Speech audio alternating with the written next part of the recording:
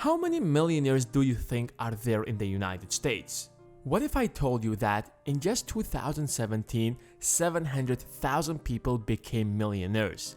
And now try to guess the total number. It's in millions. To be exact, there are over 11 million millionaires just here in the United States. And now try to imagine how many millionaires are there worldwide. The world is actually filled with millionaires. Every single day, thousands of people join the club. However, if you give it a closer look, all millionaires can be divided into three categories, because there are essentially three ways to become a millionaire, unless your dad will give you a small loan of $1 million, and that will be the fourth. By the way, contrary to the popular belief, only 20% of millionaires have inherited their wealth. The other 80% made it with their blood and sweat.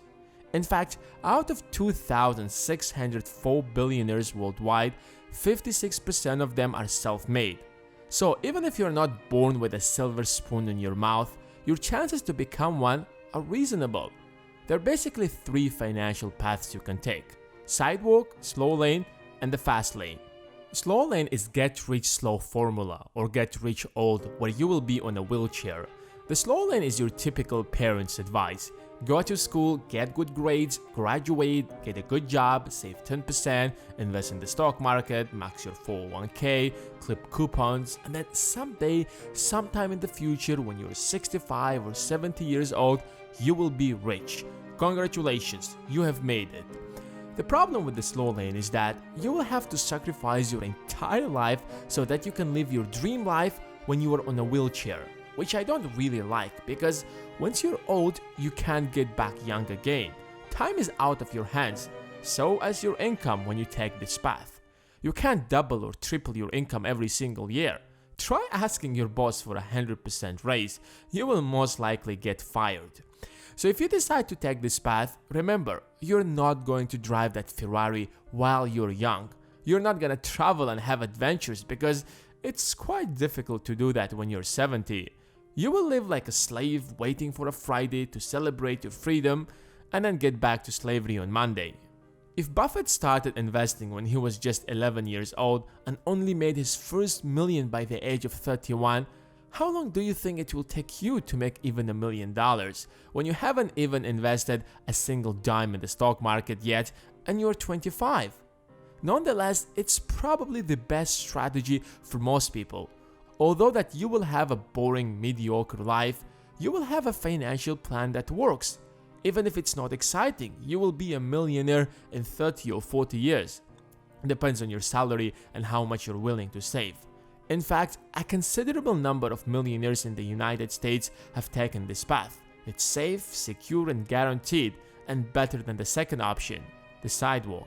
The SIDEWALKers are usually one step away from bankruptcy, because they're more bothered about living their dream life today and aren't much into the future.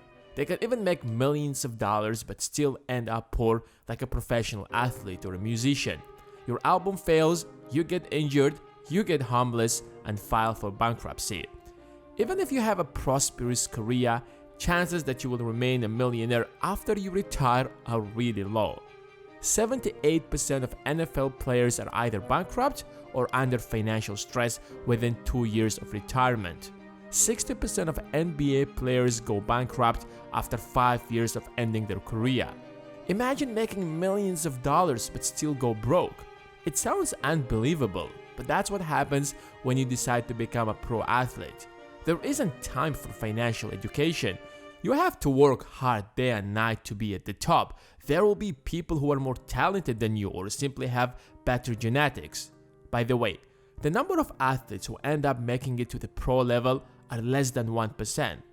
While you're having the greatest years of your career, you get used to a certain lifestyle that's completely taken care by your multi-million-dollar salary.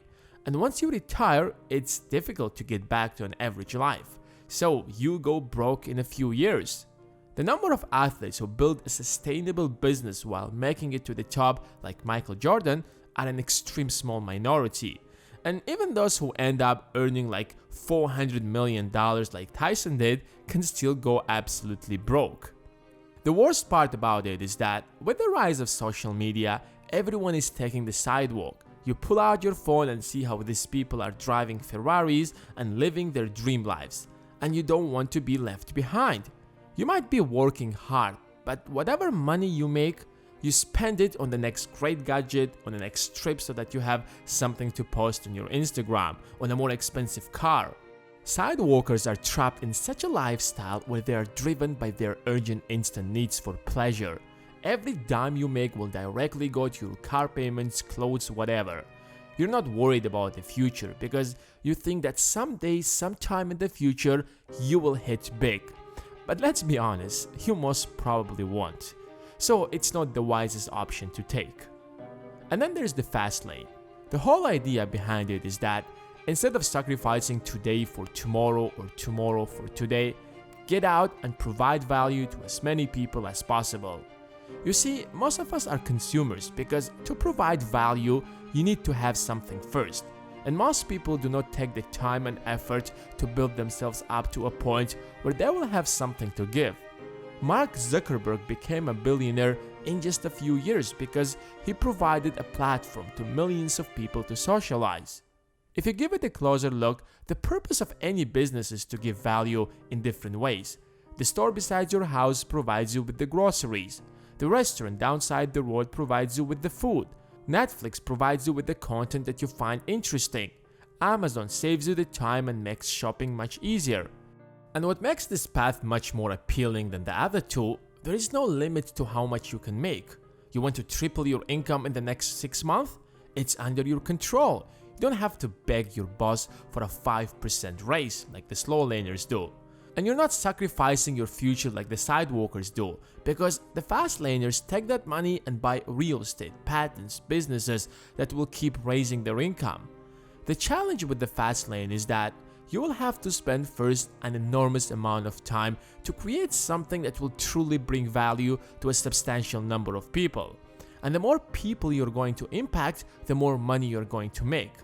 Of course, it's not easy and most people would never be able to do that, because the other path looks much more attractive, since that's what being rich means to most people.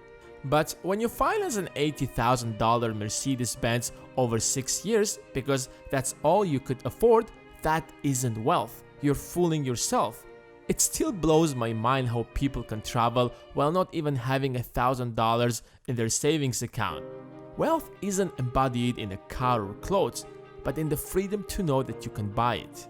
That's why it's easy to find self-made millionaires or billionaires who are cheap, because they know that they have the freedom to afford pretty much anything they want anytime.